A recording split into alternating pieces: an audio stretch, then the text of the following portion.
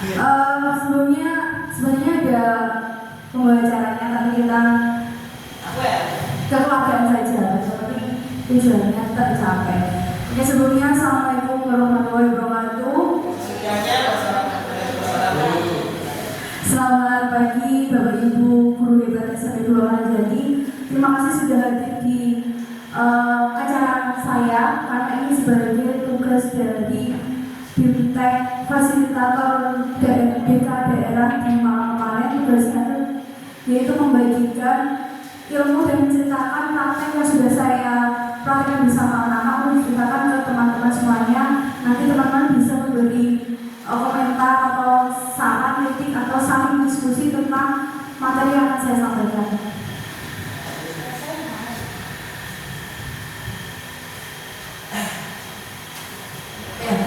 Materinya itu mengenai 7 jurus BK hebat. Jadi kemarin di saat saya BIMTEK di Malang, itu kami dapat ilmu tentang 7 jurus BK hebat. 7 jurus BK hebat ini muncul dikarenakan beberapa alasan. Nah, pastinya untuk memaksimalkan guru BK dalam memberi pelayanan ke siswa, agar siswa itu bisa memaksimalkan potensinya secara maksimal. 7 jurus BK hebat itu berarti ada 7 jurus Bapak Ibu.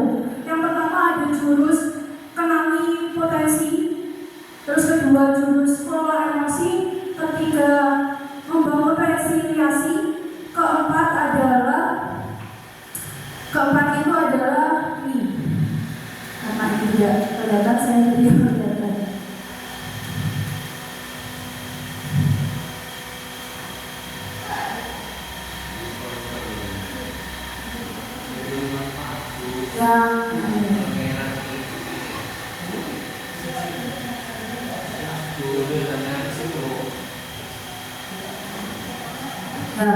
Yang pertama ini tentang kelola potensi, tentang mengenali potensi, kelola emosi, tumbuhkan resiliasi, terus yang keempat jaga konsistensi, terus yang kelima ada jalin koneksi, keenam ada bangun kolaborasi, ketujuh menakar situasi. 7 jurusnya itu. Nah, sebelum kita masuk ke 7 jurusnya, pointer Bu, tenggiri bagus. oke. Belum juga ini kan Ya, kembali ke sini. Nah, setiap orang itu menjadi guru, setiap orang menjadi sekolah. Itu katanya Ki Hajar Dewantara. Jadi sebenarnya guru itu bukan hanya kita yang sebagai seseorang yang punya profesi terus punya gelar, tidak. Tapi sebenarnya murid-murid itu di luar juga bisa menemui guru dia dalam kehidupan nyata, tidak harus di sekolah, di rumah, di lingkungan bermain, itu guru yang dia mendapatkan manfaat bagi hidupnya. Berarti orang itu bisa jadi guru untuk mereka gitu.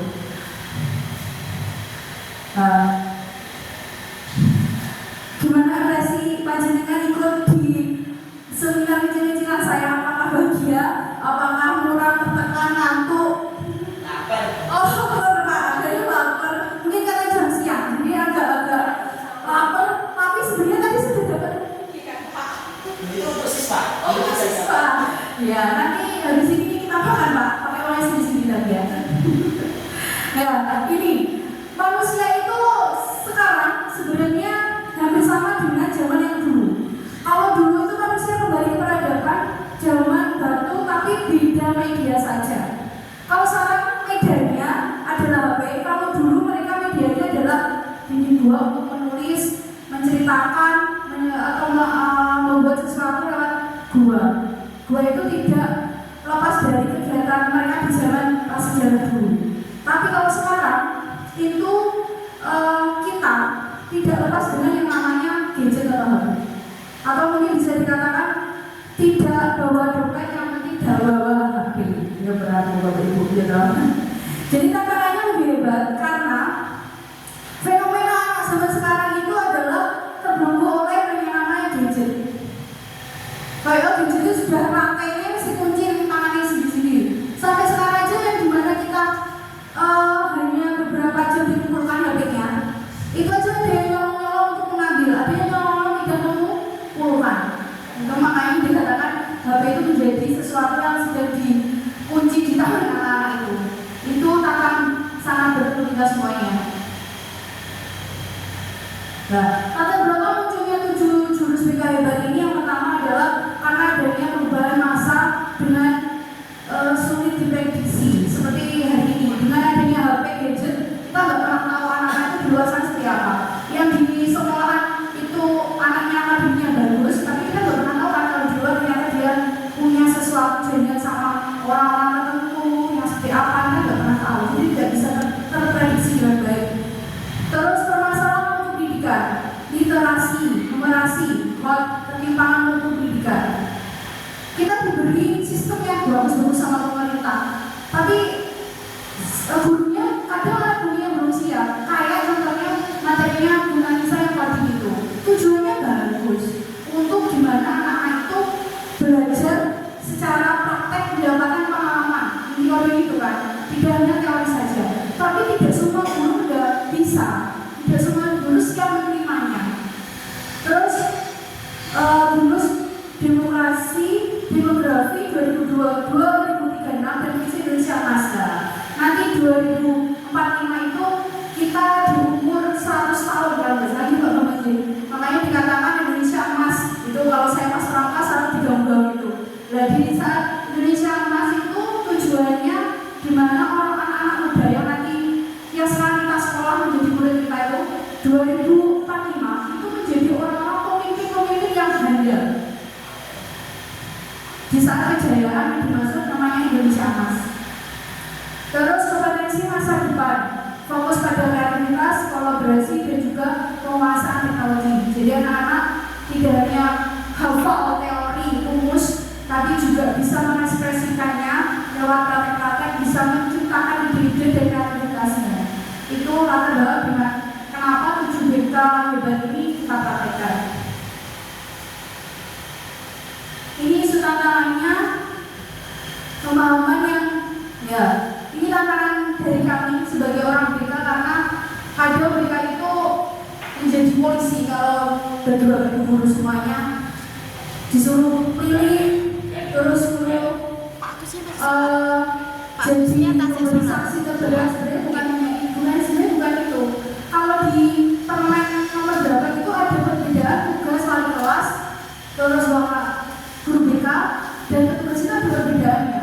Dan di situ menjelaskan sebenarnya BK itu nggak tukang absen sebenarnya, tapi kita sudah terlanjur dan juga bukan proses sekolah. Sebenarnya bukan itu. Lagi peran guru sebagai pembimbing dan pendamping murid ini loh di peraturan guru wali Permendikbud 11/2025 tentang pengumuman beban kerja guru. Di situ juga ada tugas dan fungsi perbedaan wali kelas BK di situ ada. Nah ini perbedaannya. Ini adalah perbedaan 3 sosok guru itu punya peran jelas dan terpisah. Ini beberapa perbedaan antara guru, wali kelas dan juga guru BK. Guru wali mendampingi murid secara personal jangka panjang. Wali kelas guru mengelola kelas secara operasional dan administrasi. Guru khusus, guru BK ini khususnya guru khusus yang memberi layanan dunia dan konseling. Ini beberapa perbedaannya. Dan pastinya ada kolaborasi juga di situ.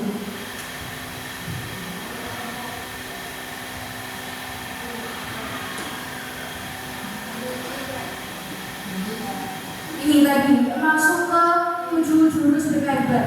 Di sini saya akan menerangkan beberapa sedikit tentang apa itu 7 jurus BK hebat. Yang pertama tentang kenali potensi. Kenali potensi ini di mana nanti guru dibekali kemampuan untuk membantu murid mengenal minat dan bakat secara sistematik. Lah, dari kenali potensi ini kemarin itu kita punya aplikasi yang namanya Aku Pintar. Aku Pintar ini semacam aplikasi kayak tes psikologi. Jadi anak-anak nanti mengisi di sana dia akan tahu kemampuannya apa. Di verbal atau musik atau apa itu nanti ada. Terus kalau yang kedua pola emosi. Pola emosi ini membantu murid untuk mengenal, memahami dan mengelola emosi mereka dengan sehat. Salah satunya melalui praktek pendekatan social emotion learning. Terus yang ketiga tumbuhkan resiliensi. Menumbuhkan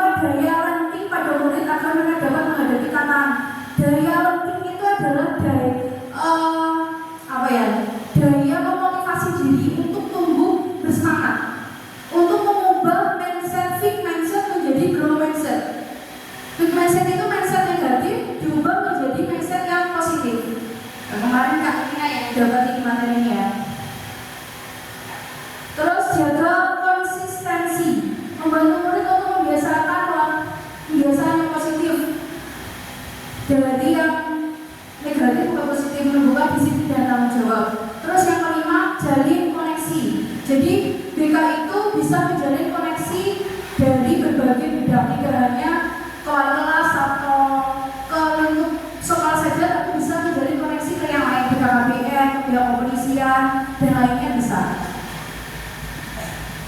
Bangun kolaborasi. Nah, jadi tugas tumbuh kembang anak untuk mencapai potensinya itu bukan hanya BK, tapi semuanya harus bergerak.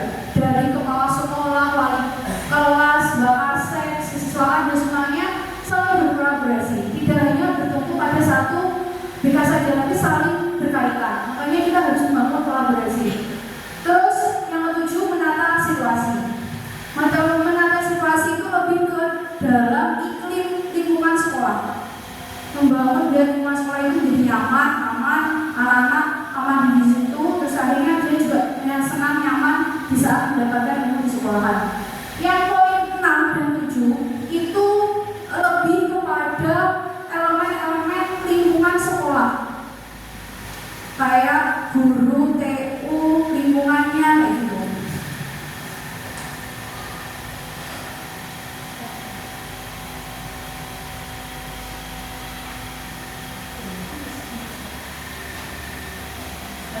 Itu adalah beberapa tentang jurus berhebat. Terus di sini saya akan sedikit menceritakan tentang praktek yang sudah saya lakukan dari 7 jurus itu.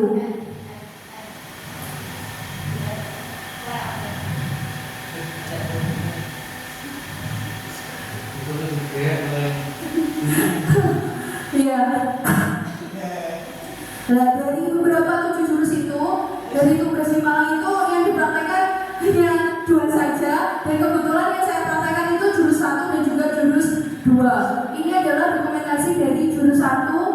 Ini orangnya, maaf, ada exercise lah. Iya, ini foto PPG. Terus si Adam, ini asli Pak. Ini RP, jadi di BK juga punya RPP, kalau namanya di BK RPL. Ini kemarin jurus pertama kenali potensi. Ya.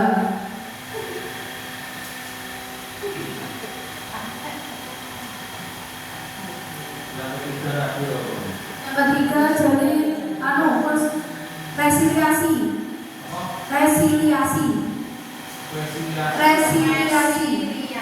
Nah, ini materinya kemarin kayaknya lebih enak kalau langsung lihat dokumentasinya dan tahu kalau apa prakteknya gitu, ya kan? Nah, ini adalah LKPD yang saya gunakan. Gambarnya pohon, kenapa pohon? Nah, ini dokumentasinya breakout di apa pohon. Jadi yang pertama kita membagikan linknya untuk diisi siswa. Jadi di 7 jurus BK ini kita menggunakan teknik ARKA. Kalau di Bu Anissa yang kemarin pakai coding gitu. Kalau di BK ini pakai teknik ARKA. ARKA itu yang pertama aktivitas, terus R-nya itu relaksasi dan refleksi, terus yang K-nya itu konseptualnya dijelaskan, terus yang A-nya adalah aplikasi. Nah, ini kita gambarnya yang pertama aktivitas. Aktivitas jadi anak tidak langsung di potensi itu gini loh teman-teman, gini ya. Jadi anak dikasih aktivitas dulu. Jadi dari aktivitas itu nanti dia akan tahu kelemahannya, terus kok muncul kayak gini gimana, lah. Nanti kan akan muncul pertanyaan-pertanyaan dari anaknya itu, dan membuat anak itu menjadi lebih kritis. Makanya yang pertama adalah aktivitas. Lakukan aktivitas. Aktivitas yang pertama di gali potensi ini dari kami membagikan link Alpintar. Nanti saya bagikan linknya Alpintar. Di situ kayak tes psikologi itu nanti di anak-anak isi. Di situ ada tes psikologi tentang gaya belajar, kemampuan, dan juga penjurusan.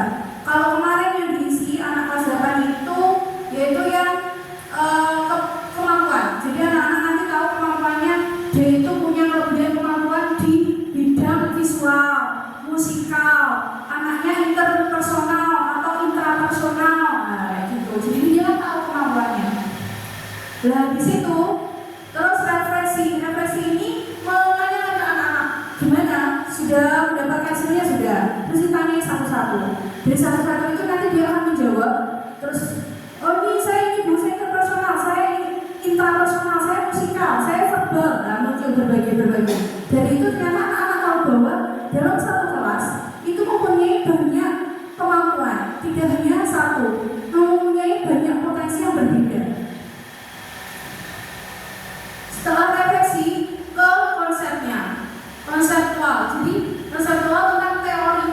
Lah kemarin jalan teorinya itu saya pengennya tidak PowerPoint tapi anak-anak mencari sendiri tentang konsepnya melalui kayak media ini. Jadi saya kasih kertas tentang pengertian itu saya beli terus anak-anak nanti mencari jawabannya bareng-bareng secara kelompok.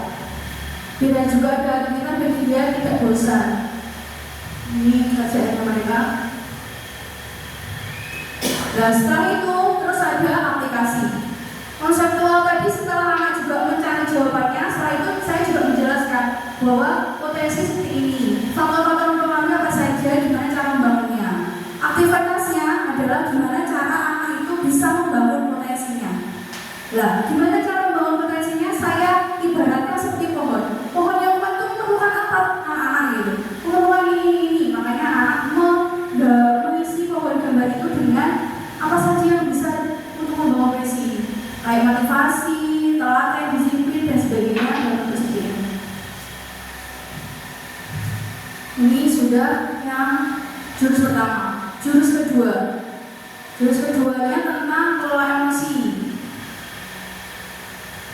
Langsung ke emosi.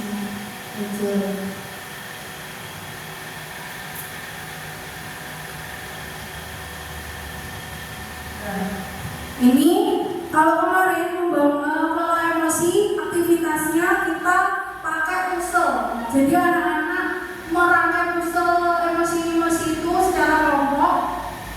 Ini.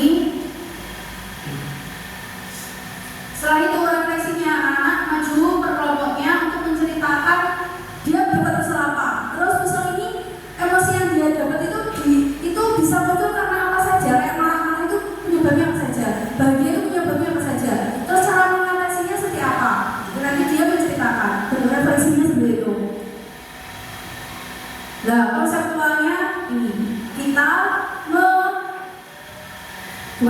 saya menjelaskan tentang emosional itu seperti apa, teorinya apa, kenapa manusia itu mempunyai emosi. Terus ternyata emosional itu kalau di jurnal penelitian apa yang namanya ada di situ teorinya 80% seseorang itu bisa menjadi pemimpin dan sukses. 80%-nya itu harus bisa mengolah emosi, 20%-nya baru kita. Jadi anak kita toh kemungkinan di depannya untuk menjadi pemimpin atau orang yang sukses itu kecil. Yang penting itu 80%-nya adalah mengolah emosinya. Kayak kita kan tahu anak-anak yang nggak pinter, tapi ternyata malah jadi TNI, jadi apa? Ternyata karena mengolah emosinya mungkin sangat baik. Kayak pantang menyerahnya, mencobanya, walaupun agak apa tapi tekadnya. Nah itu kan mengolah emosi, kecerdasan emosionalnya yang sangat bagus. Jadi tidak hanya pinter saja, tapi kecerdasan emosional itu ternyata 80% menentukan seseorang itu sukses di masa depan. Makanya kalau di makro itu ada coding. Nah coding itu membutuhkan karakter orang itu bisa untuk mengimbangkan kecerdasan emosi. Jadi bukan hanya teori penghafalan. Nah aplikasinya ini anak-anak mengekspresikan emosi dia. Dari emosi negatifnya apa, terus mengubah ke emosi positifnya apa, dia ceritakan lewat tulisan. Sudah selesai.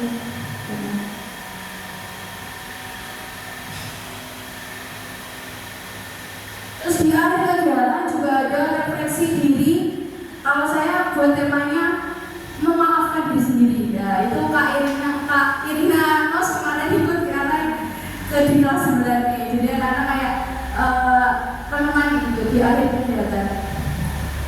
Itu adalah praktek saya yang saya terapkan di anak-anak dari 7 jurus beda hebat. Dan saya pilih yang nomor 1, nomor 2. Kemarin itu sebenarnya nomor 3 juga mulai saya realisasikan di 8C. Itu membangun resiliensi. Nah itu sudah saya gunakan juga, tapi tidak saya dalam bentuk laporan. Nah itu saya prakteknya, aplikasinya anak-anak punya buku banyak. Buku itu harus dibangun menjadi kayak menara. Itu terus dan sebagainya.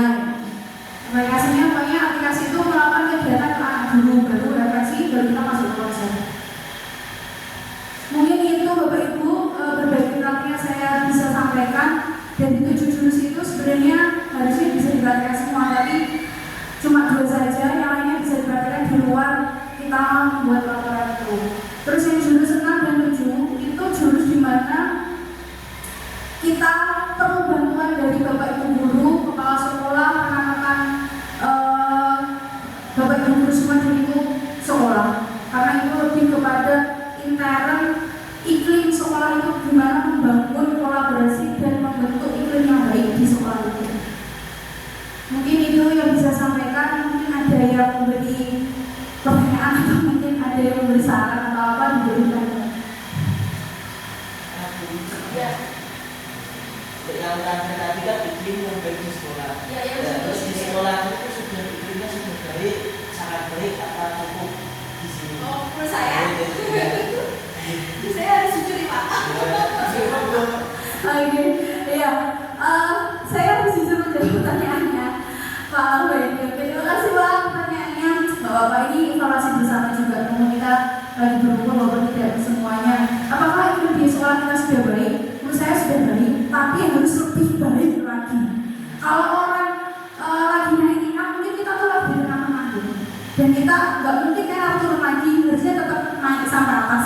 Sama halnya di saat kita naik gunung, kita sudah berada di pos 3 walaupun terserang oleh badai angin yang lebat di Pak Sri. Kita harus fighting buat maju ke depan, walaupun akan banyak hantaman-hantaman itu yang terjadi. Nah itu bentuk organisasi. Kalau baik-baik saja itu namanya bukan organisasi.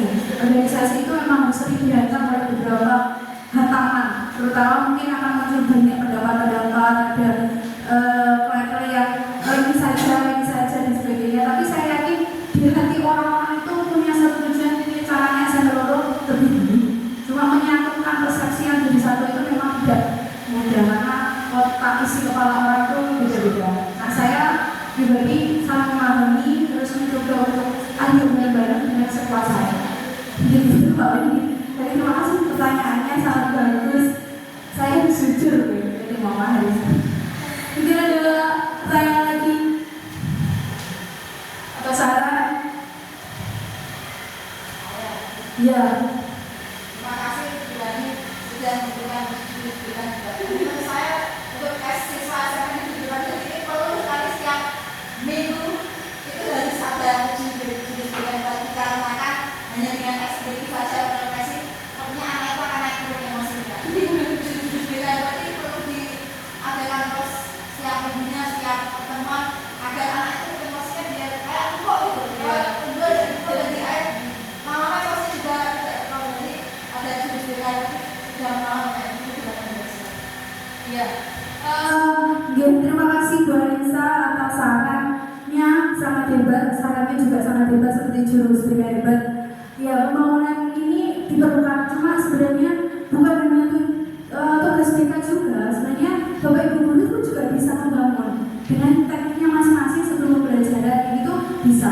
Karena yang jurus pertama tentang menggali potensi itu kalau kita pelajari lebih dalam itu kita bisa memahami anak bahwa anak itu tidak bisa dituntut kamu harus hafal rumus ini, kamu kudu bisa tidak, karena memang setiap anak punya potensi yang berbeda, cara belajar yang berbeda.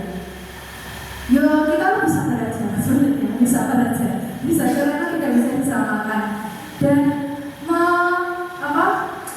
meningkatkan kematangan emosional itu bukan hanya sekedar BK saja. Saya kira semua Bapak Ibu guru sebenarnya juga bisa dengan tekniknya masing-masing, dengan cara masing-masing. Mungkin pandangannya juga lebih hebat daripada saya, cuma jelas saya dapat ilmunya dan itu bisa menjadi ilmu ke saya, dan saya itu juga merasa bahwa saya juga belum bisa menjadi BK yang hebat karena punya kekurangannya, tapi saya berusaha untuk lebih baik lagi, tapi jika ada kurangnya mau dimaafkan, mau dimarahin dan ditegur di benar-benar karena juga saya mulai proses belajar. Itu deh, terima kasih. Hebat sekali sarannya, seperti jurus BK hebat juga. Ada lagi? Sudah 10 menit.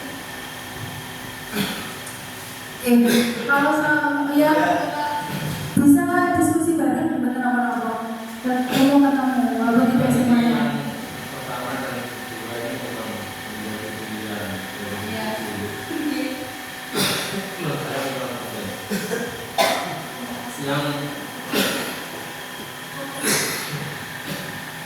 Yang pertama itu kenali potensi. Dan memang ketika anak itu punya potensi, kita kenali. Setelah kita kenal, maka ada juga adalah bagaimana agar potensi itu dikembangkan atau dikelola. Nah, kalau di sekolah, kalau kita bisa mengenali bagaimana cara mengelola potensi anak-anak, sedangkan di sekolah itu Bapak Ibu guru sebagai variatif. Jadi sehingga ketika kita sudah mengenali apakah nanti langkahnya kita itu menyebarkan pada Bapak Ibu guru, anak ini nakal karena mungkin potensi yang seharusnya dikelola ini tidak tersalurkan. Nah ini sudah siapa? Karena ini yang pertama kali ini kan yang menentukan adalah jurusannya adalah BK.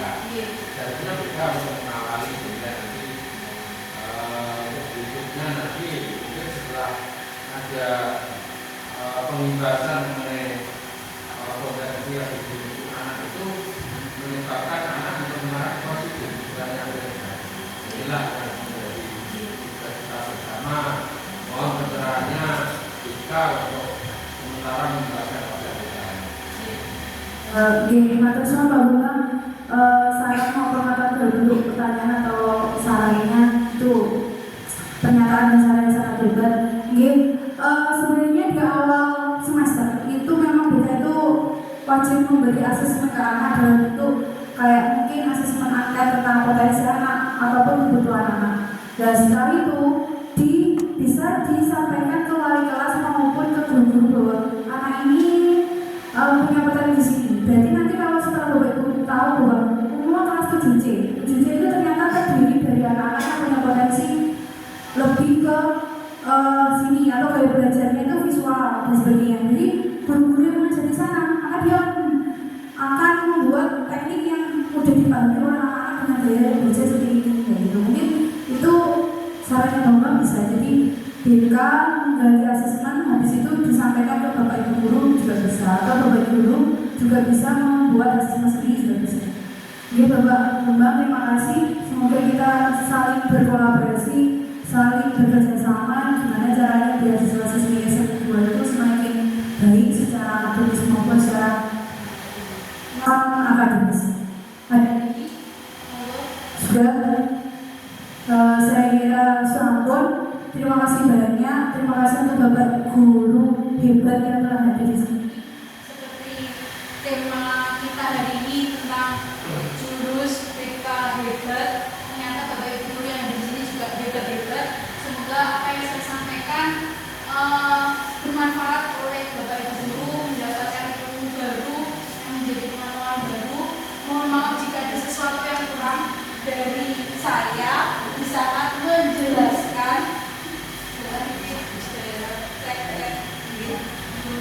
Saat menjelaskan yang kurangnya saya minta maaf. Di sini saya juga proses belajar. Dia mau mungkin tidak benar sebenarnya, tapi ternyata di saat berjalannya waktu ya lumayan bisa. Tapi semoga benar-benar materi yang disampaikan. Sekali lagi terima kasih. Semoga Bapak Ibu guru di sini menjadi guru-guru hebat dalam versi hebatnya masing-masing. Amin ya rabbal alamin. Assalamualaikum warahmatullahi wabarakatuh. Waalaikumsalam.